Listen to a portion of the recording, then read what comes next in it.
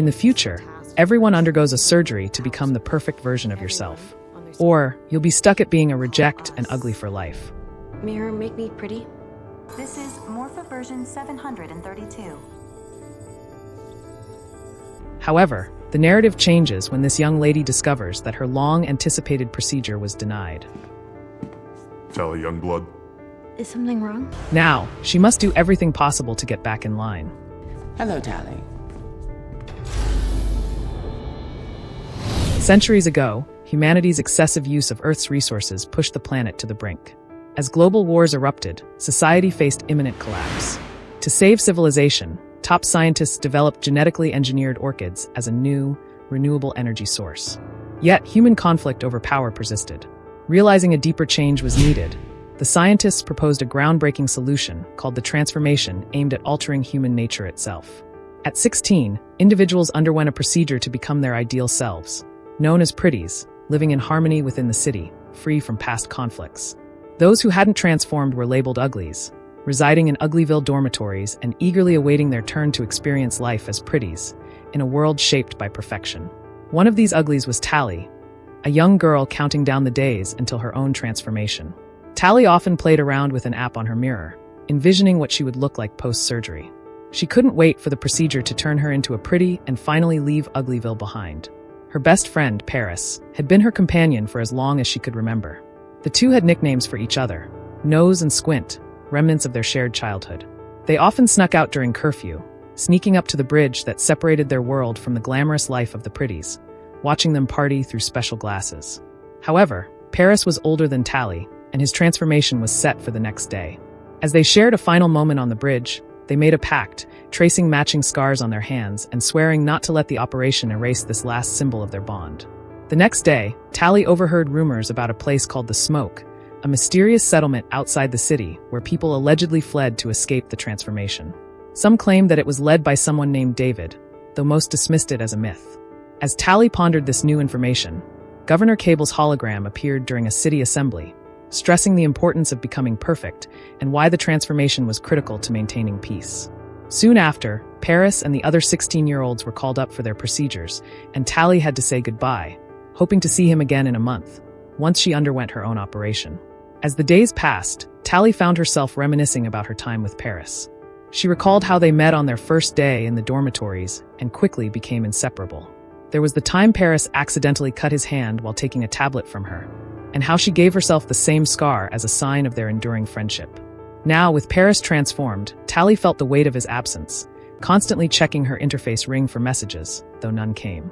After a month, as they had agreed to meet, Tally sneaked out of her room to find him. Using her ring's hacking ability, Tally disabled the tracker on her window and slipped out into the night. She carefully made her way to the bridge, but Paris wasn't there. Growing concerned, she climbed onto the bridge using a rope and cautiously entered the city. Disguising herself with a partygoer's mask, which projected a holographic outfit over her, Tally blended in with the partygoers and eventually found Paris. However, to her dismay, he barely recognized her. Their conversation was brief and strained. Paris explained that his transformation had changed him so much that he wasn't sure how he could still relate to her.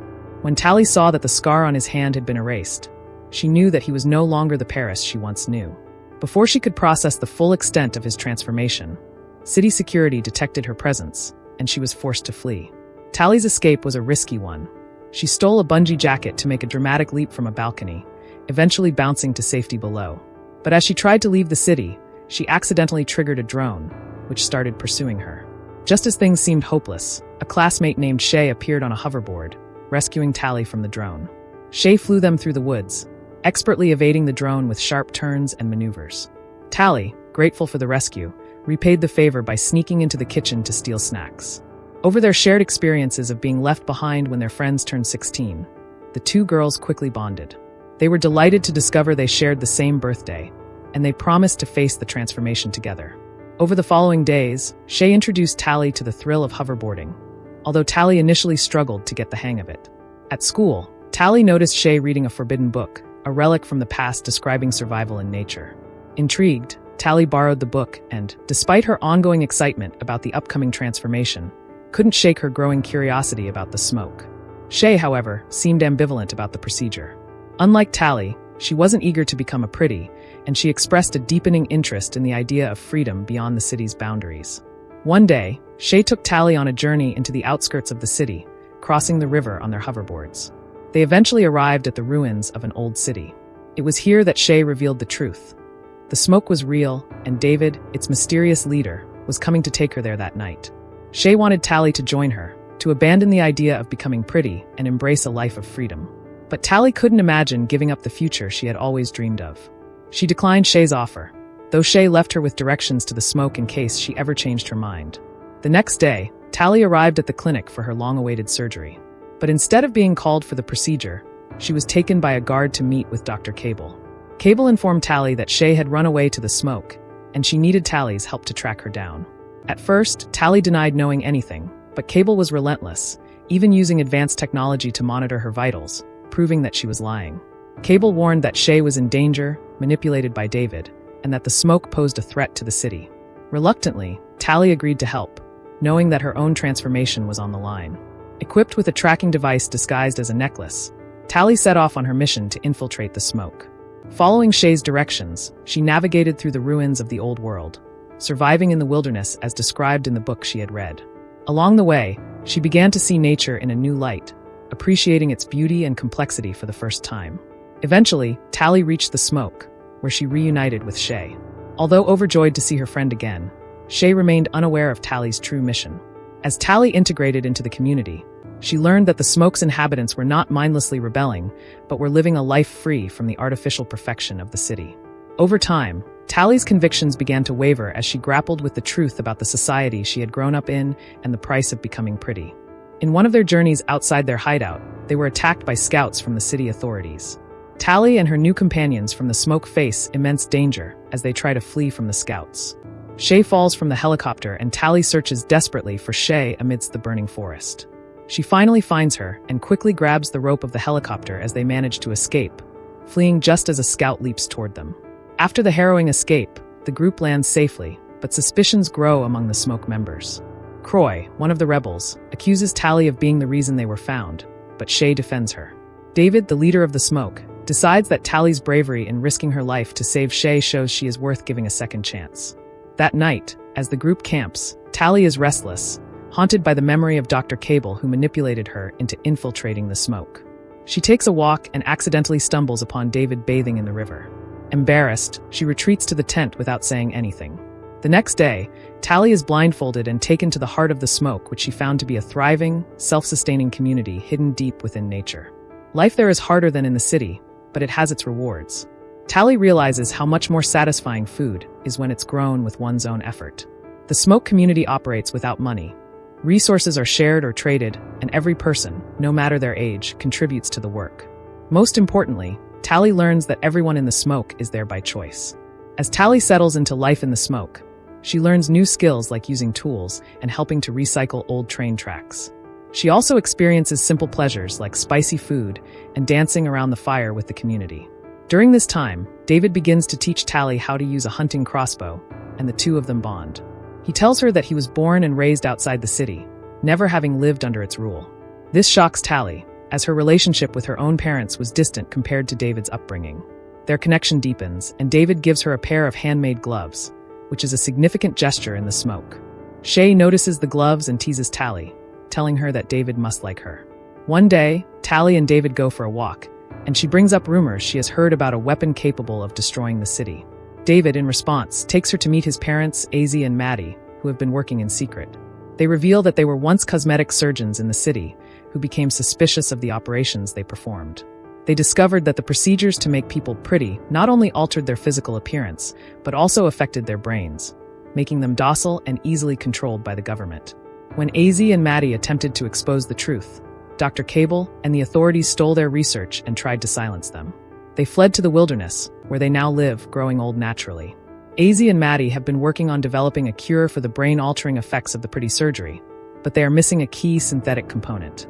This serum, which they have yet to perfect, is the so-called weapon David mentioned. After hearing this, Tally realizes the enormity of the city's control over its citizens. She decides to stay with the smoke and throws away the tracker necklace Dr. Cable gave her, choosing to cut ties with the city. Tally confesses to David that she was sent by the city to betray them, but David forgives her, acknowledging that she's changed, and they share a kiss. However, the moment of peace doesn't last. The next morning, city aircraft arrive, attacking the smoke. Chaos ensues as scouts chase after the rebels.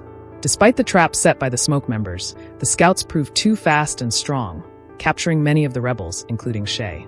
Tally and David manage to find a hiding spot, but Tally is devastated when she sees that Paris, her former best friend from the city, has become one of the scouts. Dr. Cable arrives and orders Paris to kill AZ when David's parents refuse to cooperate.